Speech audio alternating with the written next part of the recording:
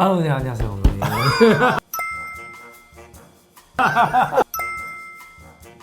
십몇 년 만에 전화를 하셔가지고 책을 냈다고, 책을 좀 읽어보라고.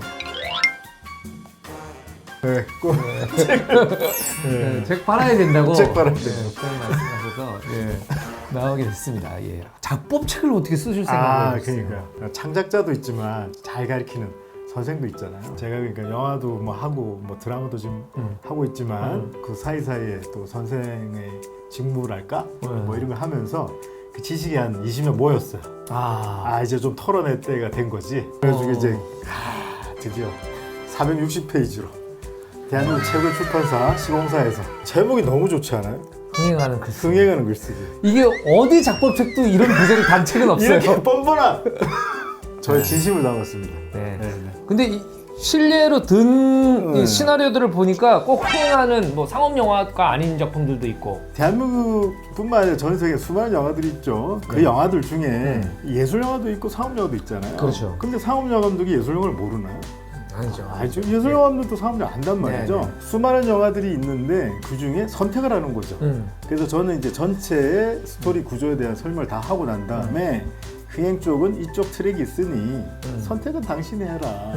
이렇게 뿌려놓은 거죠. 그쵸. 다양한 반찬을 뿌려놓고 어느 반찬을 집을지는 당신이 선택해라. 이런 의미가 담고 있습니다. 추가로 조금 더 이야기해 볼까요? 그럼요. 제가 어디 가서도 말이 많다고 하고 지적을 받는데 굉장히 제가 절박해서 이게 영화만 담기에는 우리가 세상이 많이 변하고 있잖아요. 네네, 심지어 맞아요. 저는 지금 카카오 드라마를 촬영하고 있고 이러다 보니까 네. 드라마 쪽 관련된 분들도 이제 지식에 목마름이 있거든. 그렇죠. 그래서 영화가 한 80이라 그러면 예능이나 뭐 드라마 분야에 대해서도 한 20%는 담아서 영화 시나리오 쓰는 사람도 드라마도 조금 할 수 있고 드라마 쓰는 사람도 영화 시나리오를 좀 넘나들 수 있게 크로스오버 뭐 이런 느낌으로 좀 많이 다양하게 담아봤어요. 네. 사실 경계가 거의 무너져가고 있지 않습니까? 그쵸. 장르의 경계가 뭐 영화나 드라마나 뭐 다른 뭐 무너졌죠. TV 쇼나 이런 것들이 경계가 무너져가고 있어서 어찌 보면은 새로운 시대의 여러분들이 창작자, 예비 창작자 여러분들이 좀 열린 사고를 가진 마인드가 좀 필요하지 않나 그런 생각이거든요. 예. 그래서 금방 장 감독님 말씀하신 것처럼 다양한 이제 매체가 등장하니까 이게 글쓰기에 집중해야 된다라고 이제 폭넓게 네. 광의 글쓰기를 핵심을 잡은 거죠. 시나리오는 전체 글쓰기 중에 이런 포션이다라고 이렇게 하위 개념이랄까 네. 좀 층위를 나눠가지고 책 읽으신 분들이 꼭 작가뿐만 아니라 뭐 일반 교양서로도 나쁘지 않아요. 제가 생각할 때는.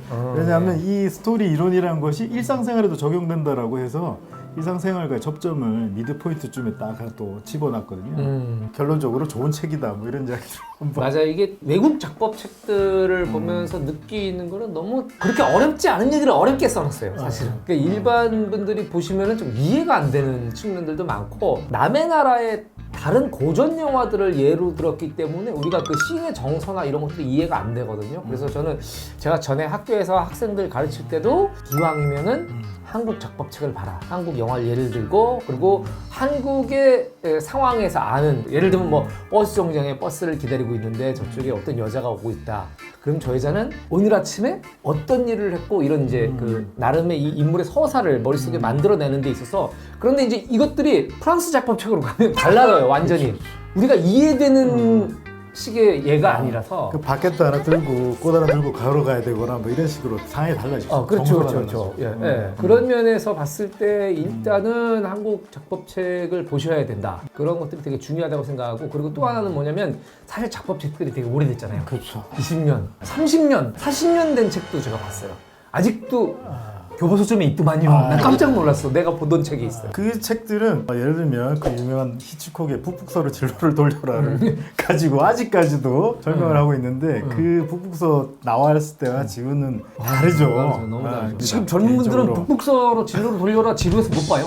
그 히치콕 감독님이 쌓아 올린 것들의 어떤 그 스릴이나 서스펜스를 우리가 계속 개량하고 그쵸, 시대에 맞게 그쵸. 발전시켜서 변형시켜서 왔기 때문에 그러니까 사실은 지금 현재의 현대 시나리오를 이해하고 영화를 이해하고 영화를 쓰시려면은 우리와 같이 동시대에 있는 저자들의 책을 봐야 하지 않나 이런 생각이 듭니다. 시대마다 이제 저는 작법의 어떤 패턴이 바뀐다고 생각을 하거든요. 네. 제가 한번 예를 들면 언더커버 무비 같은 게 있잖아요. 네. 폭풍 속으로 형사가 그쪽에 서핑 무리에 잠입하기 위해서 30분 이상을 투여하거든요. 그래가지고 서핑 배우고 이러면서 그 친구랑 친해지고 난 다음에 범죄 조직에 들어갈 것인가 말 것인가 정보를 막 캐고 이런 거 하지만 무관으로 와서 보면 그 처음부터 형사와 이 조폭이 서로 들어가기로 결심하고 네. 바로 한 10분 뒤면 들어가고 지금 우리 신세계 보시면 이정재 씨는 벌써 들어가 있죠. 그런 식으로 패턴이 바뀌기 때문에 옛날 영화들을 참고는 하는 건 좋지만 그걸 그대로 1대1 카피를 해버리면 현재 작법이 맞지 않다는 거죠. 이런 작법의 변화에 대해서도 뭐 멜로의 경우는 이렇고 언더커버는 이렇고 이런 것도 조금 과정을 담아놨어요. 왜냐하면 아직도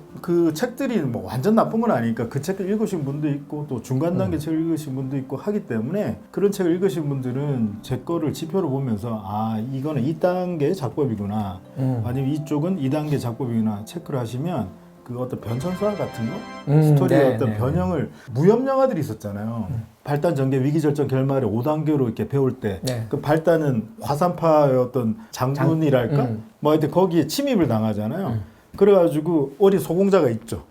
그래서 신하가 얘를 안고 같이 계곡에서 떨어지거나 아니면 얘를 바구니에 담아갖고 물에 떠러 보내고 10년 후 뭐 15년 후 자막 뜨고 만약 신하가 자기를 안고 떨어졌으면 이 아이는 그 신하가 아버지로 해서 하는데 그때 마침 저기 다시 소공자의 위치를 알아서 들어오고 죽으면서 사실은 제가 당신의 아버지가 아닙니다. 그렇죠. 이 증표를 들고 중원으로 진출하십시오. 이게 30분이거든요. 맞아. 근데 이제는 그런 게 없단 말이죠. 이제는 중원 진출부터 하고 이 관련된 30분의 이야기는 보통 어디에? 미드포인트에서 잠시 설명하는 거죠. 이야기가 진행되면서 이 사람이 그렇죠. 캐릭터가 드러나는 그러니까 거예요. 발단에서 전개까지 가는 게 옛날엔 굉장히 길었다고 그러면 요즘은 전개부터 시작하는 거죠. 그렇죠. 네. 그래서 발단 전개 위기 절정 결말이라고 5원칙으로 이제 스토리를 지금 배운다 그러면 발단이 안 맞는 거죠. 시대와의 부조화가 생기는 거니까 그러니까 전개부터 시작해야 되는데 그 전개는 어떻게 시작해야 되는가 이런 방법들도 우리가 지금 이제 가르치거나 서로 이제 정보를 나눠야 되는 시기가 전 됐다고 생각하는 거죠. 스토리는 그렇게 많이 바뀐 적이 없어요, 사실은. 맨날 계속 형식들, 그렇죠. 그 플롯이 변화되는 거죠, 시대에 맞게. 어떤 것들을 과감하게 생략하고 어떤 것들을 뒤쪽으로 보내고 어떤 것들을 앞으로 끌어올 것이냐 이걸 선택하는 부분인데 사실 이거는 고전이 좋은 텍스트긴 하지만 현대의 극을 쓰기 위해서는 이 고전만 배우는 것으로는 부족하다 이렇게 보는 것이 맞을 것 같습니다. 근데 이제 만약에 여기 영화를 너무너무 사랑하시고 많이 보신 분들이 많을 수도 있는데 그분들이 만약 고전 텍스트의 어떤 내용들을 충분히 인지하고 있어. 근데 현재 형식도 알게 된다면 훨씬 더 아이템을 다양하게 쓸 수 있는 것도 된다는 생각을 하거든요. 네. 예를 들면 로마 휴일은 노팅힐이랑 거의 등가라고 그렇죠. 보거든요. 맞아요. 여기 옛날 앤공주라고 하면서 여기는 애나라고 하면서 똑같이 시작되고 심하게 얘기하면 리메이크 수준이죠. 리메이크 수준인데 표절은 절대 아니고 리처드 커티스라는 사람이 그 텍스트를 충분히 이해를 하니까 현대적으로 가지고 올 수 있는 거죠. 그렇기 때문에 만약에 새로운 작품에 대해서 충분한 텍스트의 어떤 베리에이션이랄까? 이런 걸 충분히 기술을 알게 된다면 과거에 널려있는 현재 바로 적용 안 되는 텍스트를 가지고 와서 창작자가 가공을 제대로 한다면 훨씬 더 쉽게 어떻게 보면 창작을 할 수 있는 그런 노하우를 얻을 수 있다고도 저는 생각합니다. 어찌 보면 같은 스토리이지만 완전히 다른 형태가 될 수 있는 그런 것들이 현대극이고 꾸준히 변형되고 발전되는 것 같아요. 지금 이런 감독 얘기는 난 어디서 잘 들은 적도 없어. 근데 들으니까 너무 맞는 얘기예요. 전 세계에 있는 어떤 책 중에 제일 최신판을 담은 건 확실하거든요. 최신 버전이다는 제가 장담할 수 있을 것 같아요.